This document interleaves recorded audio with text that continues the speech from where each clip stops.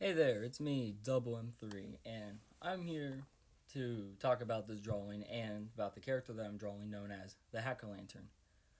The Hack-O-Lantern was a character that I made a few years ago, I believe. I don't quite remember what the inspiration was.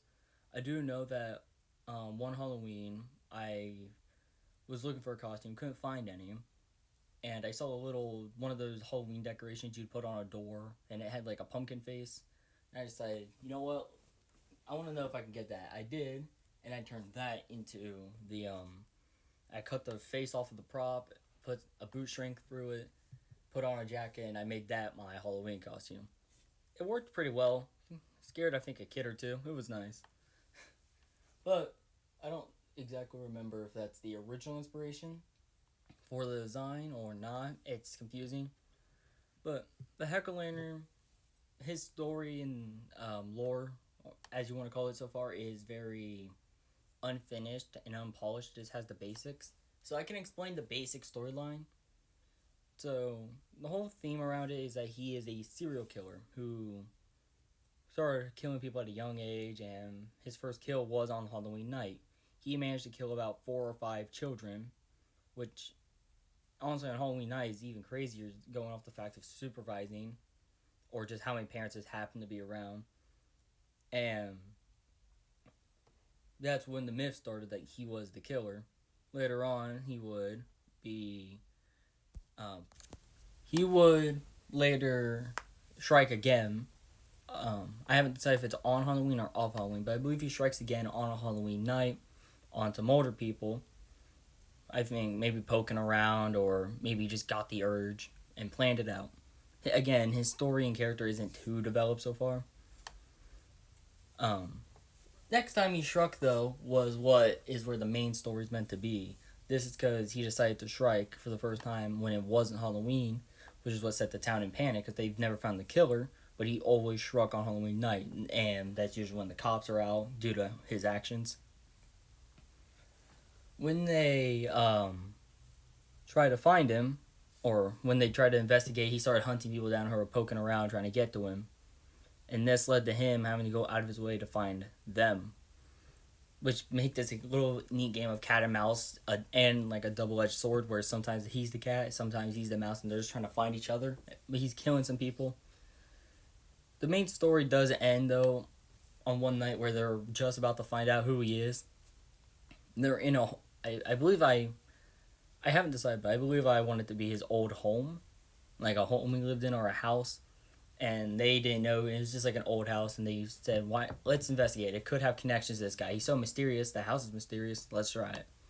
We go in. He himself sets the house on fire, causing it to start burning and the starting to collapse. As fire does. And second or third floor, they're trying to get out the window, and he's chasing after them. He gets knocked back, and he tries to get up, but the floor caves in because of the fire damaging the support. He slipped through the floor and lands on a support beam that had collapsed and it was sticking up, a broken support beam. It breaks his back, paralyzing him, and he's forced to lay there as the flames consume him. That bringing the end to the um, the terror that was the Hack-O-Lantern. His identity is never revealed. All that is left is the rumors and the legends. That's kind of like how he lives on, is just by stories and a piece of his mask that was left behind. They never determined who he was or anything. The house, that even if it did have evidence, all of it burnt up with him. Never decided if the people died with him as well, or it was just him. Some in between points with this character, though, was that there's a design I meant to give him for a rave, like because he went to like a rave party to hunt them down, to hunt a lady down who I think maybe knew too much or just was an enemy of his. And this is just a funny little call out to some people who like crazy. Some people have a romantic taste in those who are a bit wild. So there's this drunk girl outside the party. He's looking around and she finds his outfit neat. She's intoxicated. She's like flirting with him, getting all like sexually flirtatious and stuff like that. And he's just pushing her off and he proceeds. It's just a little, nudge at the people that like crazies. So yeah, there's not too much to it. I know I do have points where there's a point where he's like arguing with the ghosts of the kids he killed. But when the people come around to find him, like to look and see him, these two people spot him, he's yelling at nothing. He is just yelling into the void because he's mentally deranged. There's no ghost that's haunting him. There's no devil that possesses him as he tries to, he's illusionally trying to justify with himself. He's just a man who's mentally unwell. As you can see here, I was also trying to draw a body, trying to see if I wanted to change the drawing type. So, what if I want a full body? Would that look cooler? I inevitably decided to go with the standard profile, head and shoulders. There were some previous stuff, though, getting into the drawing process where you saw I tried to do the light. I eventually give that up as well in order to, I got some opinion on it and I thought about it myself. I just didn't think it looked great. So instead I tried to use shadows to build off of the previous to make it look like he's emerging from the darkness instead of having a light shown on him. His outfit is just inspired, the colors are just inspired by the mask. I wanted to match instead of contrasting too heavily. So I just took the colors of the mask, changed the saturations and the brightness, and then just applied them there. His hair was originally meant to be bright blonde, as you saw earlier. I didn't like it because I thought it was too vibrant, so I toned it down, make it a bit more dirty blonde or brownish, whatever it's called. And I think that blends in well. He has like a dull theme. He has a dull autumn theme, and I quite like it. I think it's called a turtleneck. That's just my recent fashion choices. I just want to experiment a bit more with fashion. I did enjoy doing the lighting for this guy, Sorry. I did enjoy doing the lighting. Like, this part was fun. It was fun to experiment, but I really did enjoy doing the shadows to see how much I can make him stand out, but also look like he's semi in the darkness, which adds a ominous, maybe intimidating presence to him. And going off intimidating, he is a big fella. I don't have the exact size because, again, he's a very unfinished, unpolished character of mine. He is about 6'5" and about 300 pounds. He's big. He's well-rounded, too. He's not fat or anything, but he has like a slim waist, but he's broad. He's just big.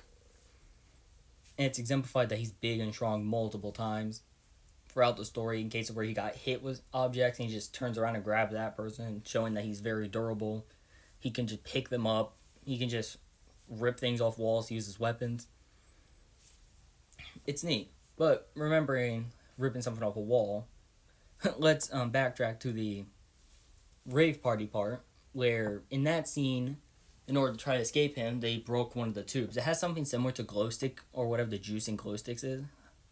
I think it might just be neon and some other chemicals. It splashes onto him, and there's meant to be this cool visual where his body's like grayish or black, and he has these like vibrant like blues, yellows, and pinks, like vibrant neons on him. And I thought it'd just be a cool little detail. I didn't include it here because sadly I forgot to do it, but maybe I'll do it in a future drawing. Another detail that he's meant to have is his left eye, like the left eye hole in the mask is meant to show his eye sometimes. His eye color, I don't really know. It could be green, it could be gray, possibly even like yellow or amber. Maybe just up to the interpreter. But yeah, I think he's a fair, okay character. He could definitely use some work.